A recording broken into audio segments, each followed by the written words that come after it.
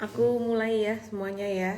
Jadi malam hari ini pakai hitam, turut berduka cita yang sedalam-dalamnya untuk tragedi kereta api Bromo Anggrek 4 dan komuter lain Cikarang. Semoga keluarga yang ditinggalkan diberikan kekuatan ketabahan. Oke, saya turn off comment.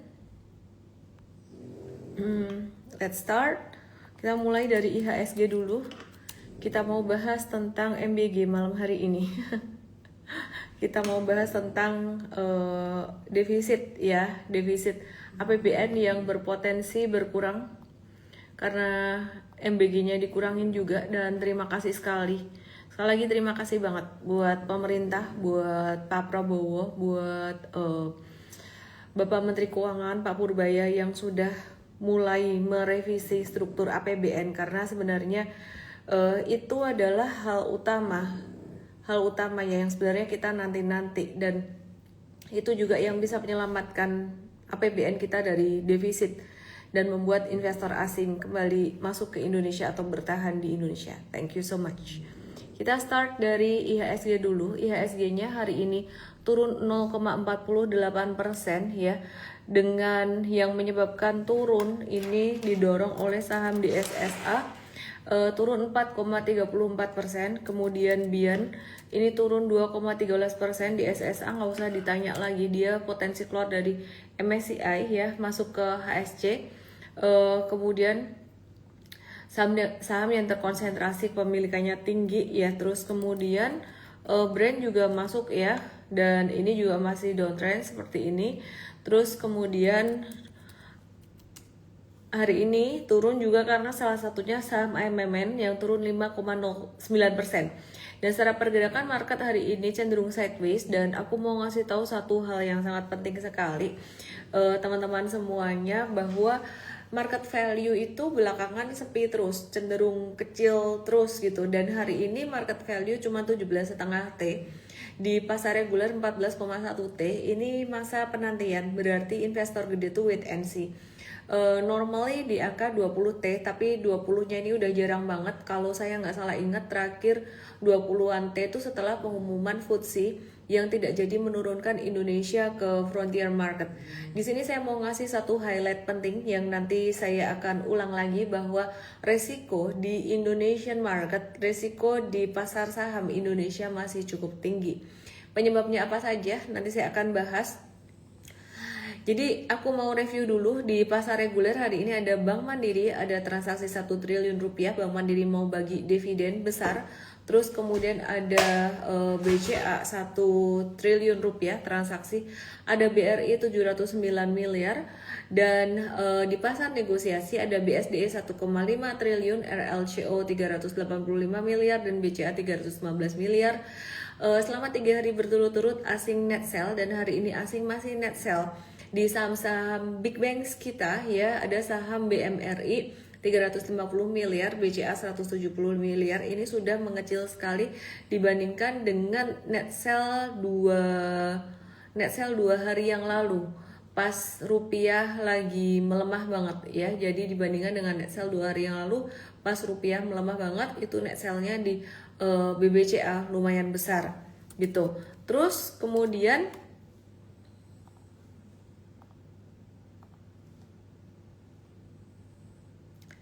selain itu ada net sell juga dari saham Antam 116 miliar. Kemarin juga beberapa hari kemarin ada beberapa saham big caps yang juga di net sell, seperti contohnya ASII. Dan terus selain itu hari ini ada cuan 60 miliar, tapi hari ini ASI nggak masuk 5 net sell gitu ya. Nah, sedikit sebelum aku update ke kondisi dari dalam negeri, ada kabar positif, ada tantangannya juga pasti. Aku akan update tentang konflik Amerika-Iran ya, dimana Iran tuh memberikan proposal tentang perang tuh dihentikan dulu, jadi gencatan senjatanya diperpanjang, baru nanti pelan-pelan membahas solusi jangka panjangnya. Negosiasi nuklir dihentikan dulu, dan yang penting ada penghentian dari blokade Amerika di Selat Hormuz. Aku sendiri juga bingung, Selat Hormuz udah ditutup sama Iran, pakai di blokade sama Amerika. Maksudnya gimana ya? Jadi katanya sih masih ada beberapa kapal-kapal yang masih bisa lewat gitu dengan seizin Iran, nggak benar-benar tutup gitu. meskipun katanya Selat Hormuz ditutup. Nah, Amerika tuh kan sebel, dia memblokade. Memblokade tuh artinya beneran kalau nggak bisa lewat ya udah nggak bisa lewat aja semuanya sekalian kayak gitu kali ya gitu. Nah, jadi Menteri Luar Negeri Iran itu menemui Putin tujuannya untuk memperkuat kemitraan dengan Rusia, cari teman lah. Jadi pertemuannya terjadi saat pembicaraan dengan Amerika masih abu-abu, dan Amerika juga ngebahas proposal terbaru Iran. Jadi Trump sendiri masih mau agar Iran tuh Trump tuh kekeh supaya Iran gak ngembangin program nuklirnya. Ini sama-sama kekehnya sih gitu. Sehingga blokade Amerika akan terus berlanjut kalau Iran gak mau nurut gitu. Intinya sih sebenarnya perang ini jadi kayak market itu udah jadi kayak terbiasa ya gitu.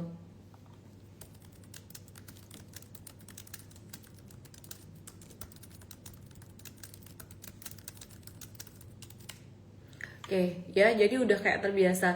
Nah, ada kabar baik buat China yang menjadi kabar baik buat Indonesia juga, di mana Moody's menaikkan prospek kredit China dari negatif menjadi stable dan mempertahankan rating A1 yang alasannya ada pertumbuhan ekspor dan fokus investasi ya. Investasi China itu terfokus pada sektor dengan produktivitas tinggi. Terus manajemen utang dari Moody's itu juga mengharapkan ada pendekatan yang terkontrol dalam penanganan utang di China gitu. Jadi intinya ini bagus buat Indonesia karena kalau aliran dana asing masuk ke China dengan adanya upgrade dari Moody's ini ya, jadi prospek kreditnya menjadi lebih bagus gitu ya. Itu ada potensi uang asing masuk ke China bakalan lebih banyak gitu.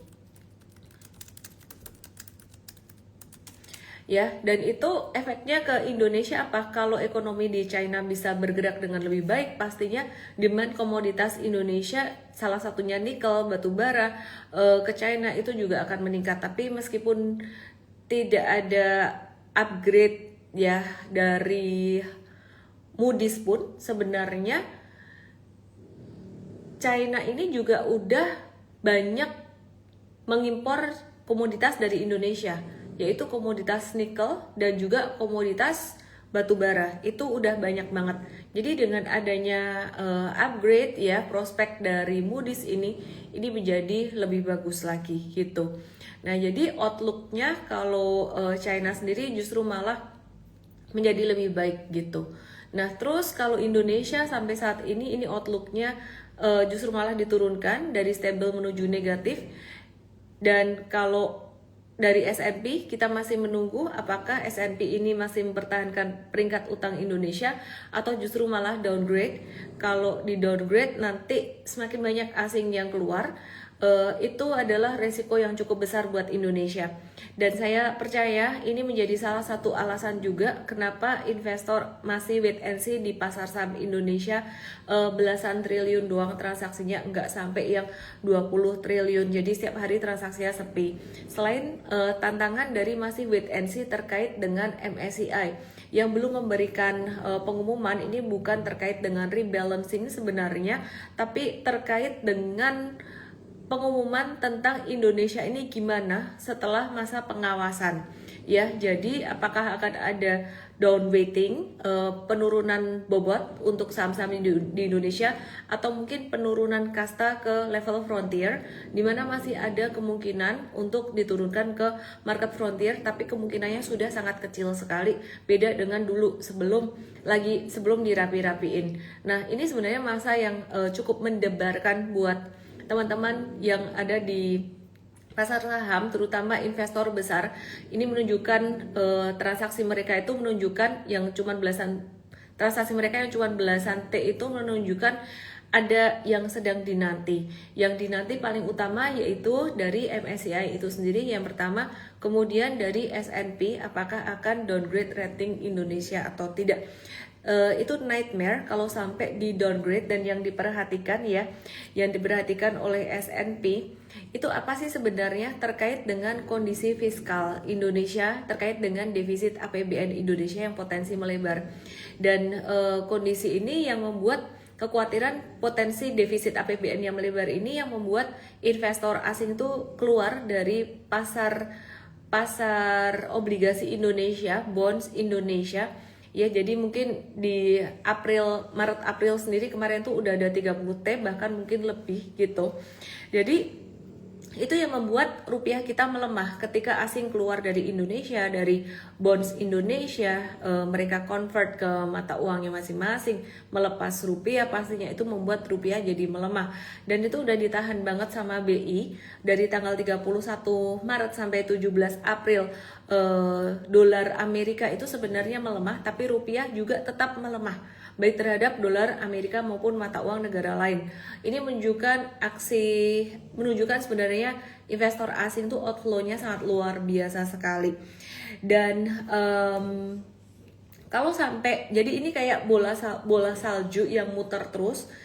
Investor asing keluar, rupiah melemah, inflasi, kalau rupiah melemah, inflasi impor jadi naik, inflasi naik, daya beli melemah, tingkat hutang jadi nggak bagus, dan itu bisa membawa pada downgrade rating. Tapi hari ini saya akan langsung aja, intinya hari ini tuh ada kabar baik banget ya. Ada dua kabar baik dari pemerintah. Yang pertama aku mau bahas dulu tentang pemerintah menurunkan biaya masuk plastik gitu. Jadi pemerintah menurunkan biaya masuk plastik, ini kabar baik yang nomor 2 sebenarnya. Saya percaya Anda tahu kabar baik yang pertama apa, tadi saya sudah sebut sedikit. Jadi pemerintah menurunkan biaya masuk bahan-bahan plastik sebenarnya.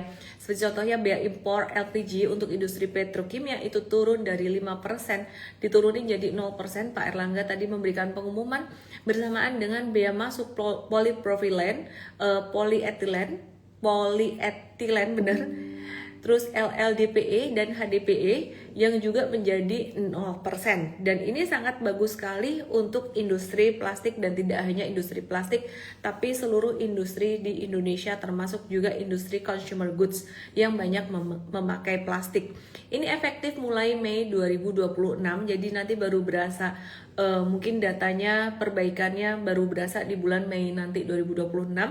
Dan iya, ada plus minusnya dari kebijakan ini. Pastinya kalau bea masuk diturunin dari 5% jadi 0, pastinya pemasukan pemerintah dari bea masuk ini juga berkurang. Itu yang pertama. Ini bakalan menjadi dampak negatif buat APBN juga. Tapi dampak positifnya sudah pasti ke industri dan ke masyarakat ya. Ini akan sangat membantu sekali daya beli masyarakat, di mana harga berbagai macam barang menjadi lebih murah karena banyak barang yang terbuat dari plastik. Kebijakan ini dibuat karena harga plastik domestik tuh udah naik sangat tajam, up to 100% sampai 100% karena terganggunya pasokan nafta dari Timur Tengah. Nah, terutama karena konflik perang Iran yang ngeganggu rantai suplai petrokimia. Oke.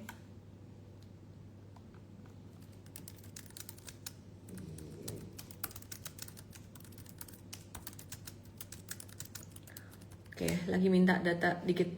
Aku sakit perut, kebanyakan makan cabai. Oke, ya jadi kalau intinya kalau harga terus naik karena naftanya langka, karena naik ya itu bahan baku utama untuk produksi plastik kemasan, efeknya bisa berlanjut ke makanan dan minuman kemasan, consumer good, farmasi, industri manufaktur lainnya. Artinya risiko inflasi itu sebenarnya bukan cuma dari BBM doang, tapi sebenarnya dari kemasan plastik semuanya bisa ikut naik, dan itu sangat menekan sekali gitu. Bahkan aku sempat melihat ada yang jual makanan itu udah nggak pakai plastik lagi, tapi pakai daun pisang gitu. Jadi kenapa sih LPG ini ikut dibebaskan? Karena refinery atau petrokimia itu bisa memakai LPG sebagai alternatif untuk feedstock saat nafta itu sulit atau mahal, sulit didapatkan atau mahal. Jadi logikanya gini, kalau ada nafta shortage, itu ada biaya produksinya bakal naik, kemudian plastik jadi mahal, inflasinya naik, semua bisa naik ya, daya beli masyarakat bisa melemah.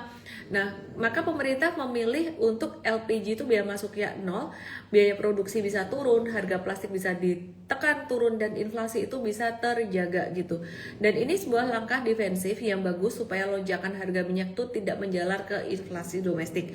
Meskipun sekali lagi berarti penghasilan pemerintah dari biaya masuk ini berkurang, dan ini akan membuat APBN terbebani. ya, sedikit terbebani, dan ini berlaku sementara. Sebenarnya kebijakan ini hanya berlaku untuk 6 bulan sambil dilihat lagi nanti kondisinya bagaimana. Jadi ini sifatnya sebagai emergency response, bukan permanen atas kondisi perang Israel Iran Amerika yang membuat pasokan nafta terganggu gitu. Jadi pemerintah tuh sebenarnya lagi mau mengungkapkan bahwa kalau harga minyak naik dan nafta terganggu, pemerintah tuh nggak mau harga plastik meledak, lalu harga makanan, minuman, consumer good itu jadi ikut mahal. Itu bisa ngeganggu banget ya, ada banyak rantai yang keganggu. Ini bukan cuma soal petrokimia saja, tapi ini adalah kebijakan anti inflasi yang aku terima kasih banget pemerintah sudah melakukan sesuatu yang berdampak ya akhirnya. Oke, jadi emiten yang diuntungkan yang pertama pastinya ini bukan satu rekomendasi buy. Yang diuntungkan, paling diuntungkan yang pertama pastinya adalah Chandra Asri Pacific ya. Chandra Asri Pacific atau TPIA. Nanti kita akan lihat chartnya bagaimana, tapi ini kita bicara sentimen dulu, bukan chart dulu ya. Jadi TPIA ini pasti langsung terdampak Chandra Asri karena TPIA ini adalah pemain terbesar petrokimia Indonesia. Dia tuh pakai nafta sebagai feedstock utama, terus terkait olefin, polietilen, polipropilen, polypropylene chain, dan kalau LPG lebih murah dan bisa jadi alternatif feedstock tersedia, maka marginnya TPIA membaik, dan ini efeknya berantai bukan cuma buat TPIA doang, dan ini bisa jadi sentimen positif tidak hanya untuk harga untuk TPIA saja, tapi bisa ke depan untuk harga sahamnya. Penting diperhatikan faktor likuiditasnya juga, nanti kita akan bahas secara chartnya. Kemudian ada emiten lain yang terdampak positif seperti FPNI, Lotte Chemical Titan Tbk, Aneka Gas Industry Tbk tapi tidak langsung ya, atau AGII, Packaging and Plastic Downstream Beneficiary itu seperti Trias Sentosa Tbk, Championship Pacific Indonesia Tbk, Asia Plast Industries, Karbumi, kebanyakan tidak liquid, jadi tidak usah dipikir untuk dibeli. Nah, jadi teman-teman, ada beberapa perusahaan consumer good yang bakalan terdampak positif juga. Yang pertama ada ICBP, Indofood, CBP Sukses Makmur, kemudian Mayora Indah atau Mior, dan juga KB Pharma atau KLBF itu bakalan terdampak positif. Nanti kita akan lihat chartnya juga bagaimana, tapi mungkin tidak langsung dampaknya ya. Kenapa? Karena harga packaging cost-nya tuh bisa agak turun, terdorong ketolong ini baru di bulan Mei sentimennya, jadi baru tercermin laporan keuangan nanti mungkin di kuartal 2, tapi pasar saham itu bergerak, harga saham bergerak forward looking, jadi bisa merespon dulu dalam jangka pendek. Mungkin besok bisa sedikit merespon gitu, tapi sentimen di market tuh macem-macem, jadi nggak cuma satu sentimen ini aja. Kalau misalkan ternyata besok nggak naik atau nggak bergerak signifikan, berarti masih ada sentimen lain yang juga masih mempengaruhi, sentimen besar yang masih mempengaruhi, jadi downside buat market saat ini. Penantian akan MSCI yang pertama, dan kemudian rating dari S&P kemungkinan di bulan Juni kan mereka berkunjung ke Indonesia untuk memastikan atau konfirmasi dulu. Oke, terus yang jadi kurang positif tuh sebenarnya apa? Yang pertama adalah produsen LPG upstream tertentu ya. Jadi harga LPG domestik itu bisa ditekan terlalu rendah, spread marginnya bisa tertekan. Contohnya Pegas ya, ini meskipun efeknya tuh nggak langsung, lebih kompleks, tapi bisa jadi efek negatif ke situ gitu. Nah terus kabar baik yang kedua, tapi sebelum kabar baik yang kedua, aku mau kasih tahu dulu bahwa pemerintah ada melakukan lelang SUN, surat utang negara dalam bentuk rupiah untuk pembiayaan APBN gitu. Bukan berita besar. Aku mau bahas tentang MBG. So, thank you so much. Terima kasih banyak buat Pak Prabowo, terima kasih banyak buat Pak Purbaya, dan terima kasih untuk seluruh pengambil keputusan di pemerintah kita yang memangkas MBG dari waktu itu 6 hari dikurangin jadi 5 hari, kurangin lagi jadi 4 hari. Dan ini matters banget ke APBN kita. Saya tidak tahu apakah ke depan mungkin akan dikurangin lagi secara bertahap. Barangkali mungkin dikurangin jadi difokuskan ke daerah-daerah tertentu yang benar-benar sangat membutuhkan, atau mungkin ke daerah yang miskin saja. Ya, itu mungkin bakalan lebih bagus, karena kalau misalkan kita hanya mengedepankan MBG saja, kemudian defisit anggaran melebar, investor asing keluar, rupiah melemah, inflasi naik, itu juga dampaknya masyarakat yang merasakan. Jadi kita bukan cuma mikirin oh nggak apa-apa asing keluar rupiah melemah guys. Kalau asing keluar rupiah melemah, terjadi inflasi impor, barang-barang yang diimpor ya, Indonesia masih banyak impor, energi juga masih impor, popok apalah segala macam, jagung itu jadi mahal di masyarakat dan masyarakat merasakannya. Jadi terima kasih buat pemerintah yang akhirnya mengambil keputusan memangkas MBG jadi 4 hari. Saya berharap semoga ke depan masih ada pemangkasan lagi, entah dalam bentuk apapun. Mungkin difokuskan ke daerah yang benar-benar membutuhkan, atau mengurangi lagi harinya, atau gimana saya nggak tahu. Atau mungkin MBG-nya dibikin lebih efisien lagi, saya nggak tahu. But thank you so much. Dengan memangkas MBG 2 hari, 1 harinya itu bisa berkurang 50 triliun per tahun. 2 hari bisa berkurang 100 triliun per tahun ya. Oke, sekarang kita hitung.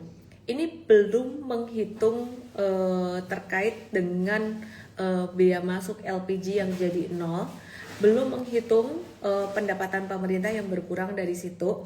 Tapi asumsi harga minyak naik ke $100 per barrel sampai akhir tahun, rupiah melemah di kisaran 17.000 lebih per USD-nya, dan subsidi energi ikut membengkak, maka defisit APBN 2026 yang baseline resminya itu 2,68% dari PDB atau 689 triliun itu bisa naik ke sekitar 3,1 sampai 3,5% PDB atau kira-kira 800 sampai 900 triliun.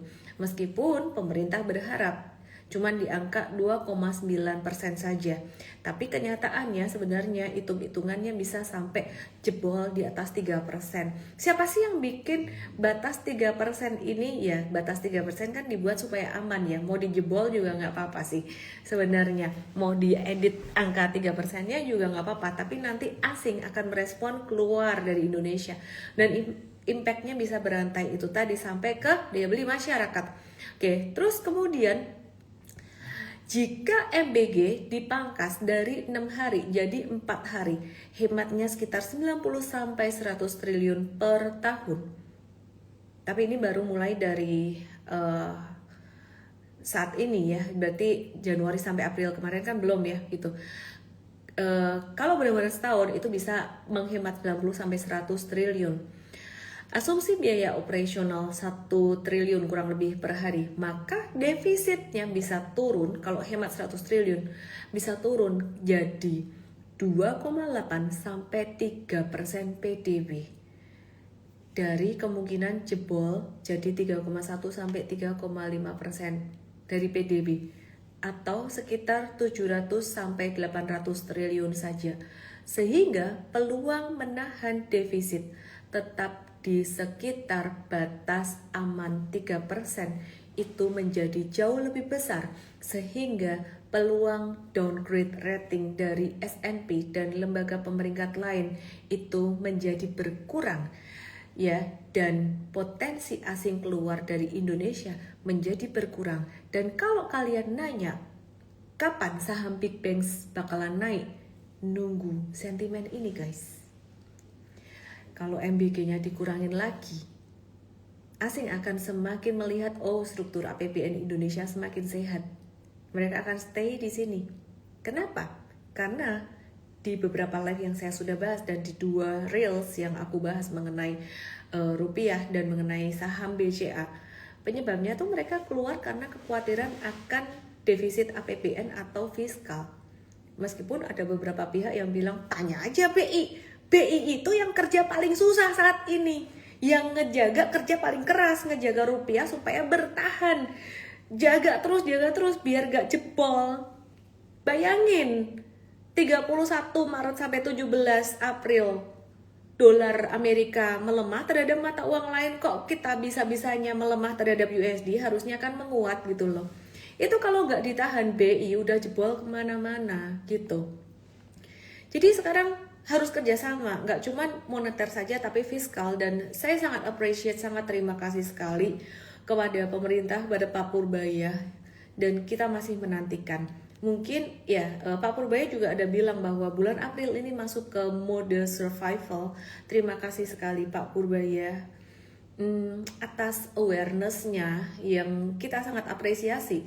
Dan saya rasa pemerintah sedang mempersiapkan Indonesia untuk siap dikunjungi oleh S&P di bulan Juni nanti, untuk siap direview oleh MSCI governance-nya di bulan Juni nanti. Bulan Juni adalah bulan penentuan. Jadi sekarang kalau pemerintah mau rapi-rapi, APBN struktur diperbaiki, dari OJK dan IDX memperbaiki pasar saham Indonesia. Kalau sampai bulan Juni ini lewat dari semua cobaan ini, bulan Juni struktur APBN-nya sangat diperbaiki sekali. Bukan tidak mungkin akhir tahun nanti kita sudah bisa masuk masa bullish.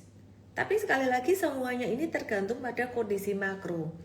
Satu, perangnya dulu gimana, harga minyak itu sangat berpengaruh sekali. Sekarang kan harga minyak masih tinggi gitu ya. Nah jadi itu yang jadi tantangan besar saat ini. Oke, nanti aku akan bahas Amerika tuh unik banget. Amerika justru malah pasar sahamnya naik gitu. Oke ya.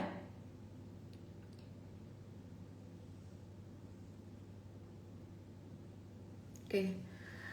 Kurangi dana MBG buat HK Banking. Kok gitu? Enggak. Kurangi dana MBG buat subsidi energi, buat APBN kita. Ini wejangan atau ramalan? Ini bukan wejangan, ini bukan ramalan. Ini harapan. Apakah ini ramalan? Ini harapan. Harapan supaya ada lagi rapi-rapi struktur APBN. Ini yang saya tunggu. Jadi Sabtu minggu kemarin saya bikin konten tentang USD, rupiah versus USD dan BCA. Yang ditekankan apa? APBN, udah itu aja. Itu ya. Oke. Kita akan lihat, lanjutin sedikit ya. Sedikit saya bahas saham Amerika, sedikit saya akan bahas saham-saham kamu Indonesia. Kamu ngerti makro saat ini penting banget. Dulu-dulu kamu nggak ngerti makro nggak apa-apa, karena makro Indonesia ya mengalir bagaikan air, disiplin fiskalnya bagus gitu. Tapi sekarang kamu harus ngerti gitu ya. Jadi ada beberapa pihak yang nggak ngerti kenapa sih kita harus ngurangin exposure, kenapa kita harus ngejaga resiko. Simple, jawabannya satu, investor gede, investor besar, the big whale, itu mereka lagi ngurangin exposure juga. Lihat aja tuh dari value transaksi bursa, cuman belasan T gitu. Kalau kita nggak ngurangin exposure, namanya kita itu apa? Nekat, gaspol, rem, blong. Oke, sedikit saya bahas tentang US stocks dan nanti saya akan kembali ke Indo stocks lagi. Jadi indeks S&P itu sampai rally terus, sampai all time high terus, dan tidak hanya S&P, Dow Jones dan Nasdaq juga rally terus meskipun ketegangan di Amerika Iran itu masih berlanjut sejak perang pecah pada 28 Februari atau awal Maret kemarin gitu. Nah, pertanyaannya kenapa sih pasar Amerika itu kayak nggak terlalu peduli sama perang perang Amerika Iran ini gitu. Jadi penurunan di S&P kemarin di bulan Maret pas awal perang itu udah jatuh banget ya, lebih dipengaruhi oleh kepanikan soal AI sebenarnya, bukan karena perang gitu. Sekitar 60% penurunan itu berasal dari 20 saham, terutama Magnificent Seven seperti Apple, Microsoft, Amazon dan lain-lain yang kena dampak dari sentimen AI gitu ya. Jadi bukan karena perang. Nah, sekitar 60% penurunan itu berasal dari 20 saham, terutama Magnificent Seven seperti Apple, Microsoft, Amazon itu waktu itu kena sentimen AI, tapi saham-saham tersebut itu sudah mulai rebound di bulan April, terutama waktu itu pas ada kabar gencatan senjata yang juga ya pastinya memberikan sentimen positif ya teman-teman. Tapi meskipun gencatan senjatanya nggak berlanjut, saham-saham ini tetap naik gitu. Jadi saham-saham ini udah rebound di April dan membuat S&P 500 terus naik dengan market cap justru malah semakin nambah. Dan Trump itu bilang perang hampir selesai. Kayaknya sih Trump udah mulai kewalan juga meskipun belum ada kesepakatan. Iran juga sudah mulai menawarkan perang itu selesai dengan beberapa syarat, jangan utak-atik soal nuklir dan sebagainya gitu. Jadi sebenarnya yang pertama sih penyebabnya dia turun itu bukan cuman karena perang, tapi karena memang saham-saham AI itu lagi agak kemahalan gitu ya. Oke, saya akan lanjut ke saham-saham di Indonesia. Saya akan masuk ke saham Big Banks dengan adanya berita bagus MBG dikurangin dari 1 hari, kurangin jadi 2 hari. Saya nggak tahu apakah secara bertahap ke depan akan dikurangi lagi dengan cara apa. Mari kita lihat teman-teman yang ada di TokTok yang detail, langsung ke IG aku @ellenmay_official. Kita lihat saham perbankan dulu. Yang pertama pastinya kita lihat saham BCA yang saat ini sudah ada di standar deviasi -3. Saya lupa standar deviasi -2 nya di angka berapa, tapi kalau nggak salah sudah turun 18% dari standar deviasi -2. Jadi kira-kira deviasi -2 nya itu di sekitaran 7.350 ya. Oke, nah jadi teman-teman buat kalian yang merasa punya saham BCA, kalian bilang aku beli di 7.400, 7.500 waktu itu kayaknya udah murah. Nggak salah, kamu nggak salah, valuasi memang udah murah. Dan kalau kamu memang nyangkut di situ rugi 20%, kamu nggak usah stres, nggak apa-apa ya, nggak usah stres. Dan kamu dapat dividen dan yang kita harapkan sebenarnya perbaikan dari 7.021. Dulu standar deviasinya di 74 terus turun terus. Sekarang standar deviasi 2-nya di sini. Ini aku diupdate sama tim aku. Ya, jadi yang kita harapkan itu sebenarnya perubahan struktur APBN, udah itu aja. Dan pemerintah sudah mulai melakukan perbaikan ya terhadap MBG dan sebagainya. Ini belum kelihatan asing masuk hari ini, asing masih net sell, pastinya masih menanti pelaksanaan kebijakan itu bagaimana ya. Dan udah ketok palu belum sih gitu, udah diumumin tapi udah ketok palu belum? Pemerintah kan belakangan ini kadang-kadang ada kebijakan yang jadi wacana belum ketok palu, semoga benar-benar sudah ketok palu ya. Kalau memang demikian adanya, ini BCA bisa bottoming.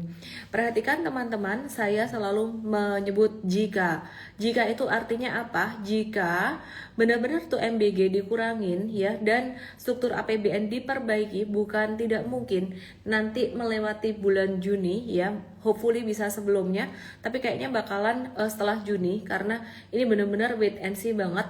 Juni itu masa penentuan sekali ya, ini bisa recover. Tapi buat kalian yang nyangkut di BBCA dan ini juga termasuk saham-saham big banks lainnya, kalian nggak usah terlalu khawatir, nggak usah terlalu takut. Ini bukan saham gorengan. BMRI, BCA, BBRI, BBNI ini adalah perusahaan bagus ya. Kalau BCA memang secara rasio pertumbuhannya tidak secepat yang lain. Kalian bisa lihat di reels aku atau di TokTok juga ada videonya. Itu memang rasio pertumbuhannya tidak terlalu cepat, tapi rasio kesehatannya itu sangat bagus sekali, baik dari LDR-nya maupun dari CAR atau kecukupan modal atau capital adequacy ratio-nya. Oke, aku mau bahas BMRI, Bank Mandiri. Semoga pemerintah memperbaiki, merevisi lagi, mengurangi lagi MBG, dan terima kasih sangat buat pemerintah atas kepekaannya, atas akhirnya MBG dikurangin ya. Jadi BMRI, saya mau bahas tentang BMRI. BMRI ini berpotensi akan ada pantulan, technical rebound, bisa naik, potensi dividen yieldnya BMRI ini sekitar 10,6%-an dibandingkan harga saat ini gitu ya. Jadi dengan harga 4.420, 4.430 ini potensi dividen yieldnya 10,6%-an ya, bagus ya.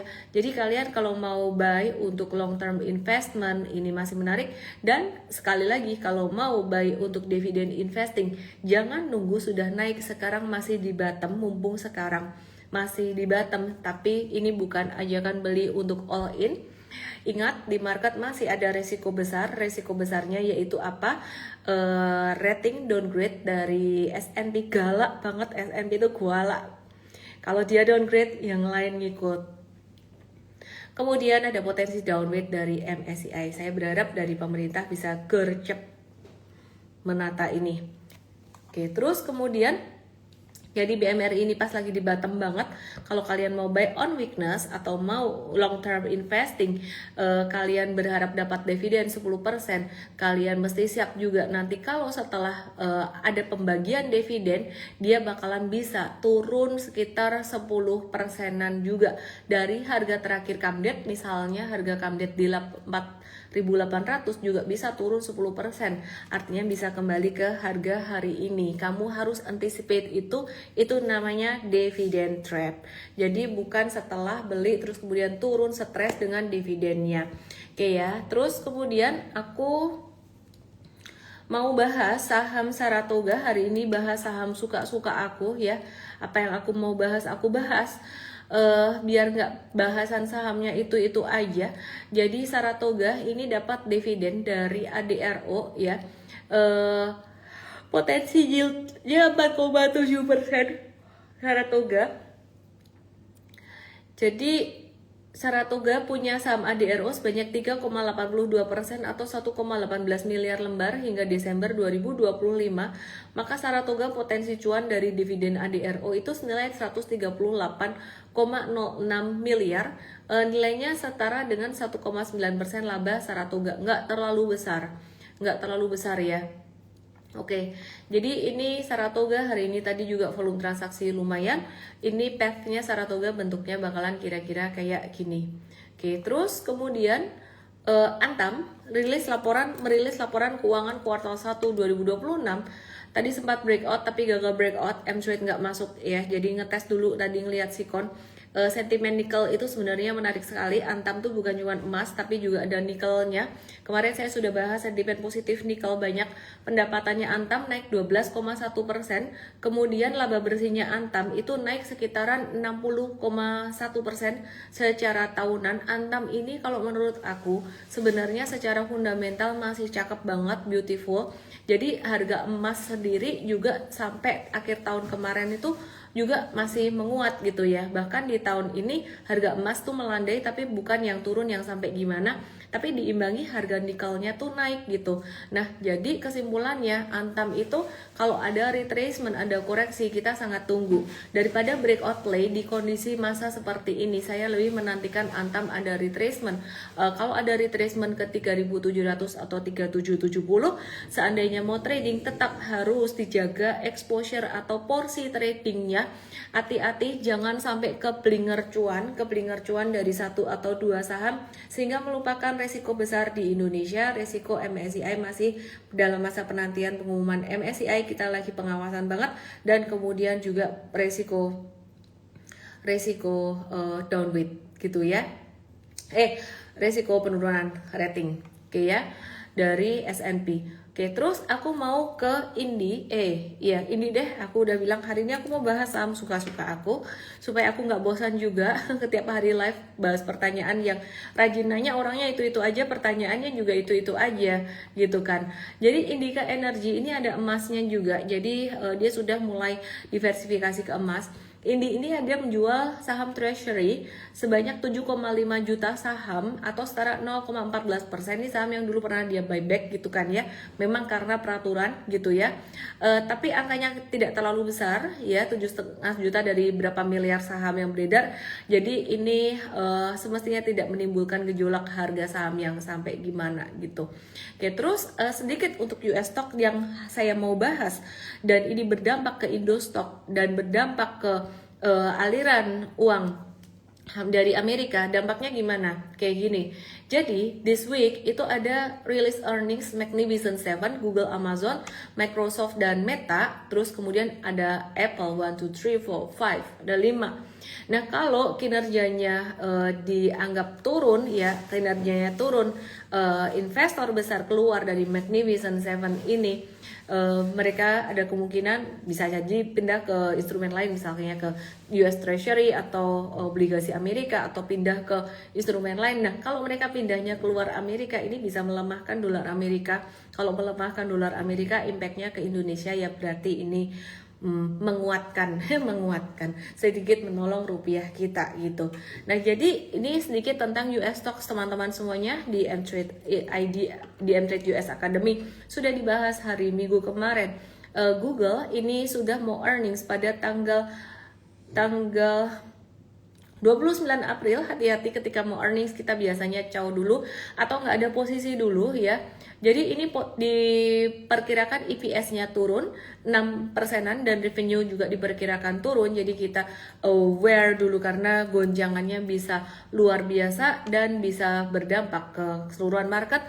Jadi satu saham Nvidia, satu saham AAPL itu size-nya jauh lebih besar daripada keseluruhan saham di Indonesia gitu ya. That's why we learn about US stock juga. Jadi tidak hanya Indo stock saja, kita belajar US stock bukan hanya karena cuannya, tapi kita mau ngerti ada banyak hal yang terjadi di sini. Nah, Amazon ini perkiraan estimasinya earnings itu pada tanggal 29 April juga ini perkiraannya turun 16%. Kalau memang seperti itu, maka kita harus mewaspadai US stocks 29 April atau besok malam ya. Jadi ini akan ada gonjangan. Kemudian ada Microsoft ya. Ini dia punya earnings bisa agak-agak EPS earning per share-nya agak melandai, nggak terlalu signifikan. Dan di antara Google dan Amazon ini juga masih cenderung termasuk yang naiknya belum terlalu banyak. Jadi kita bisa watch untuk Microsoft, revenue-nya juga naik 0,16% doang. Tapi dia yang paling positif di antara 4, Google, Amazon, Microsoft dan juga Meta. Kita mau lihat Meta di sini dia earnings per share-nya turun 24% ya, dan revenue-nya turun 7,22% kemungkinannya projection. Kemudian dari AAPL atau Apple ini earnings per share kemungkinan bisa turun 31% dan revenue kemungkinan turun 23,84% gitu ya. Jadi itu update-nya. Dan kemudian hari ini market US saya coba cek dulu, dibuka mix pada Selasa. Saya tambahin setiap di live, saya mengusahakan untuk ada update market US karena ada kaitan secara langsung buat Indonesia juga ya.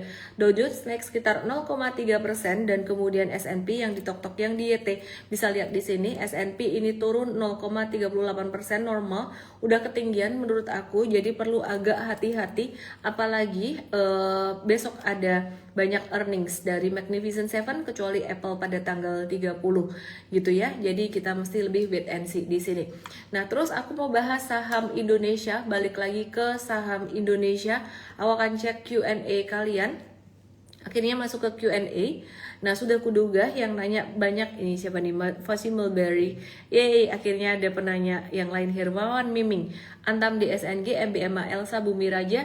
Antam sudah aku bahas, aku mau bahas DSNG, MBMA, Elsa Bumi Raja. DSNG, MBMA, Elsa Bumi Raja.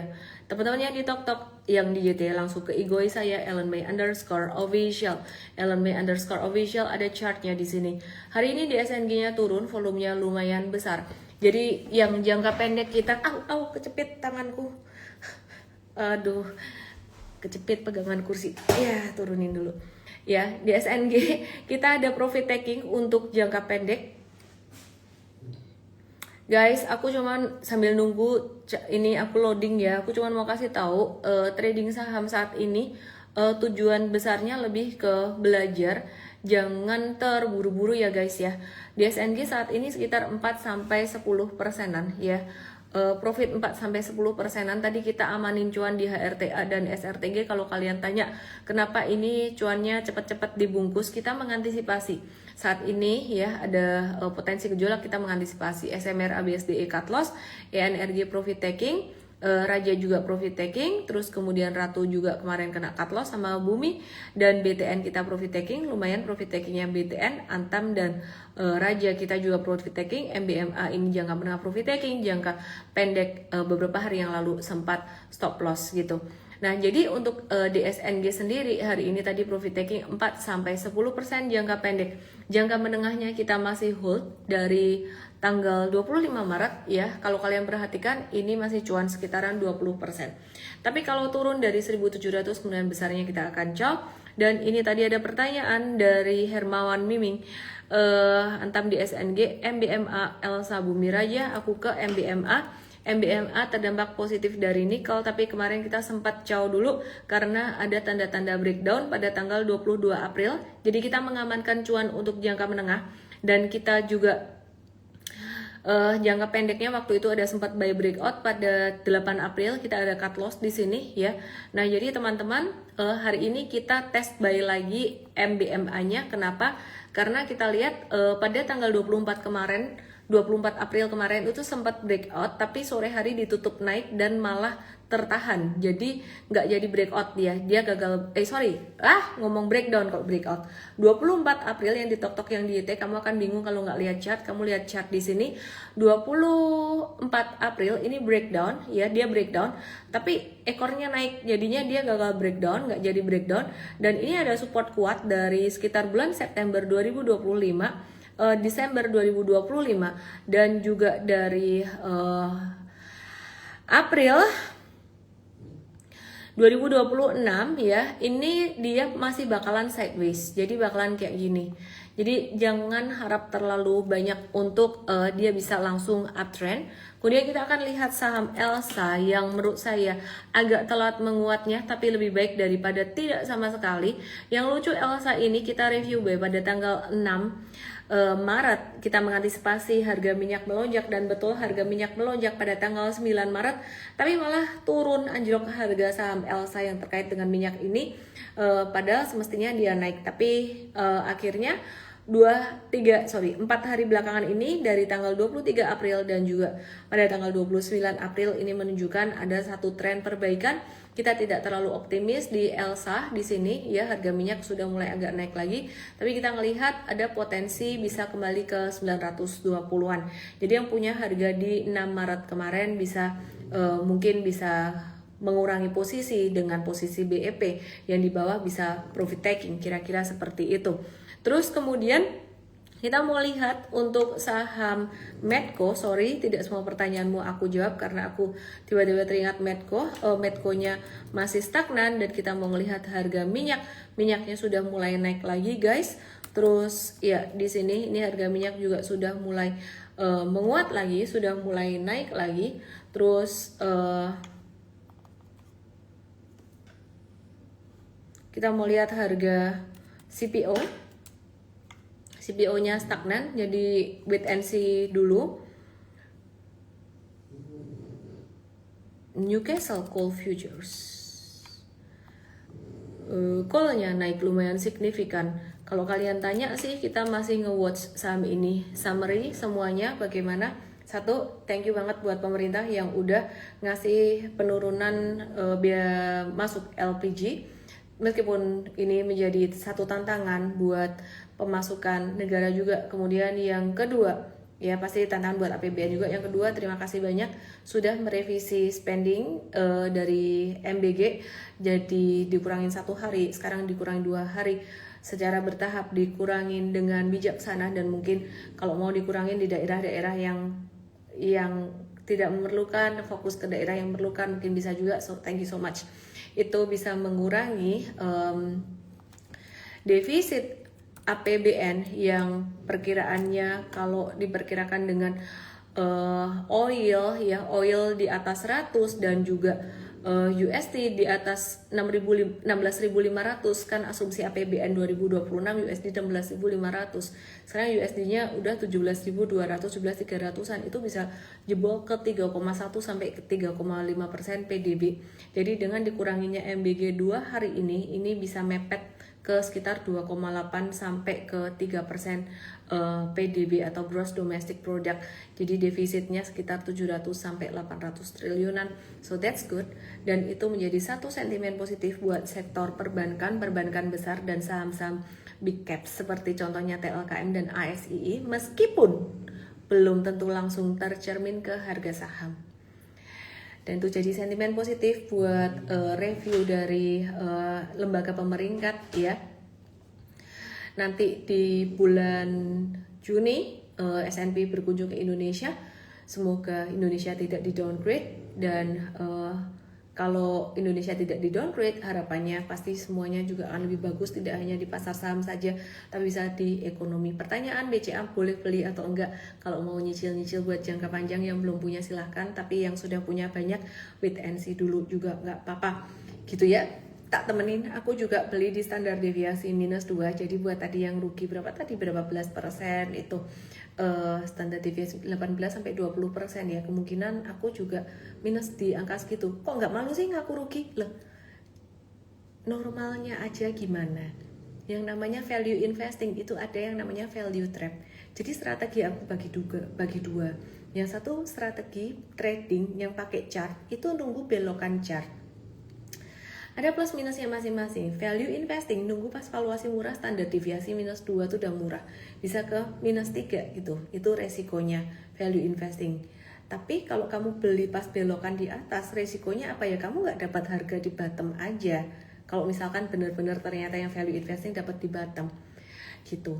ASI mau dividen malah koreksi dalam, nih Mas Cip nanya di TokTok. Aku jawab, simple, karena kemarin rupiah melemah, udah itu aja. Jadi kepercayaan terhadap Indonesia waktu itu agak goyah waktu itu, sampai sekarang sih gitu loh, agak kurang. Jadi asing tuh keluar, udah itu aja penyebabnya. Dan MBG dikurangin, ini satu hal yang sangat bagus sekali. Selebihnya mengenai komoditas nikel, batubara, CPO tuh muter-muter sahamnya di situ. Jadi menurut aku masih rotasi muter-muter di situ, itu saham trading gitu. Oke, semoga semua yang saya sharingkan bisa bermanfaat. Saya mau minum dulu. Gelasnya M-Trade, lucu kan? Siapa yang bisa dengar suara ngoroknya Ara? Jadi hari ini aku inti live-nya ngomongin apa sih? Ngomongin MBG dikurangin 2 hari, efeknya apa? Pasti kalian happy tuh yang punya saham-saham big banks, meskipun impact-nya nggak langsung ya, nggak direct. Tapi ini awal. Jadi kalau nanti dikurangin lagi, ya ini awal. Karena yang dijadiin fokus buat investor asing itu sebenarnya kekhawatiran akan defisit APBN. So, terima kasih buat pemerintah.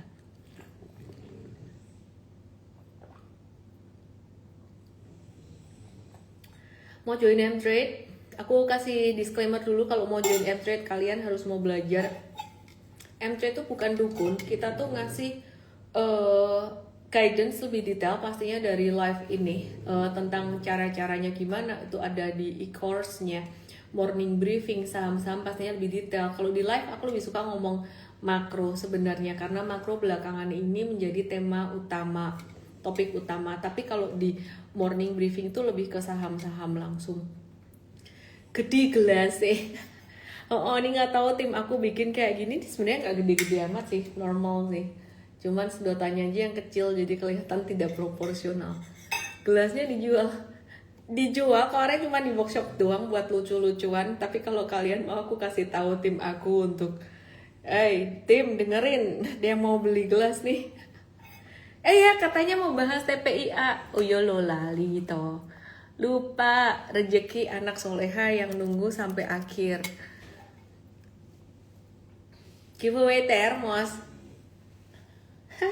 Masa giveaway termos? Apa tuh tadi? Lebih seru belajar makro, tapi sistemnya bukan di makronya. Kalau mau trading sistemnya di sistem super trader. TPIA kita ngelihat dia bakalan bisa koreksi. Ini koreksi sampai level mungkin 53-50 dan turunnya juga dengan volume kecil. Sebenarnya ini saham dari grup Barito atau saham dari grup PP ini saya masih berhati-hati. Saya masih belum mau masuk situ tuh bukan karena tapi karena kemarin tuh kan ada salah satu sahamnya masuk ke HSC. Jadi aku hati-hati aja. Ruth Tenok Liu, jika saya menteri, MBG harus dihapus sementara sampai stabil dulu. Kalau saham hancur itu hancur semua. Kalau MBG cuma untuk sebagian. Jangan mereka dulu tetap bukan saham hancur, bukan sahamnya yang bikin hancur. Sebenarnya outflow asing yang lebih bahaya itu outflow dari obligasi negara, bonds gitu ya. Jadi itu terkait banyak hal. Outflow asing keluar nilainya lebih besar dari saham. rupiah melemah, inflasi impor. Miss, kali ini bahas saham Australia. Mau Kamisnya udah dikasih bonus. Iya, ini sentimen bagus banget buat TPIA yang tadi ya, LNG di diskon biaya masuknya ini bagus banget. Cuman kan masih ada tantangan juga, dia supply-nya bahan baku masih susah gitu loh. Cuan sama-sama tuh saham grup ini, grup Barito, I'm being very careful. Jadi cuan itu beberapa hari terakhir perhatiin di sini. Ini dia kan naik nih. Nah, volumenya semakin kecil. Terus yang menarik nih, hari ini merah volumenya gede. Jadi aku avoid dulu. Jadi yang si ini si TPIA tadi aku bahas sentimen positif bukan berarti rekomen beli. Ngantuk. Oh yo, Kalbe katanya mau dibahas. Ngantuk sih yo. BTC. Bitcoin. Ya kan, Bitcoinnya retrace. Tunggu retrace dulu deh. Diganggu suara tidur. Arah tidur memang kedengeran. Sebentar, tadi kalian ngomong apa sih? Kalbe Pharma masih downtrend guys. Ya nggak heran, saham big caps sensitif sama USD juga sih dia, bahan bakunya. Kayaknya banyak yang bayar pakai dolar deh gitu. Kemarin pas rupiah melemah, hancur nih, langsung breakdown. Jadi masih downtrend guys, masih downtrend. Terus ICBP tuh utangnya juga banyak kayaknya dalam USD. Ayo tuh cek, udah ikutan nguap, udahlah, aku ngantuk banget. Cara baca technical gap, kamu harus belajar metode super trader, bukan cuman gapnya doang. Ikut webinar M-Trade Start 9 Mei gratis, jam 10 pagi, nyalain di kalendermu jam 10 pagi. Ketik aja mau di DM Igoy aku, ntar dikasih linknya sama tim aku. Biari udah aku bahas ya. Udah nggak usah nanya saham boleh nanya sih, bukan nggak usah nanya, nggak usah khawatir saham-saham yang lain. Intinya sekarang kebagi jadi 3. 1, big caps yang sensitif sama makro, pastinya big banks, TLKM, ASII, KLBF, consumer goods, dan dan rupiah. Oh ya, di Amerika tanggal 30 ada pengumuman suku bunga juga. Sedikit nyempil sedikit my thought ya. Indonesia bakalan rupiahnya membaik kalau BI naikin suku bunga. Itu bakalan rupiahnya membaik. Semoga didengar, semoga ada yang dengar ini. Itu yang pertama. Yang udah keberapa ya tadi ngomong banyak banget. Terus tadi saham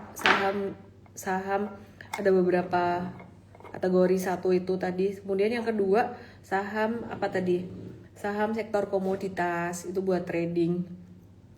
Nikel CPO batubara ganti-gantian. Nikel CPO batubara emas ganti-gantian, tuh pakai metode super trader, kita main-main muter-muter di situ. Terus yang ketiga, saham gorengan, tuh yang kalian tinggalin. Oke? Suara arah tidur kedengaran.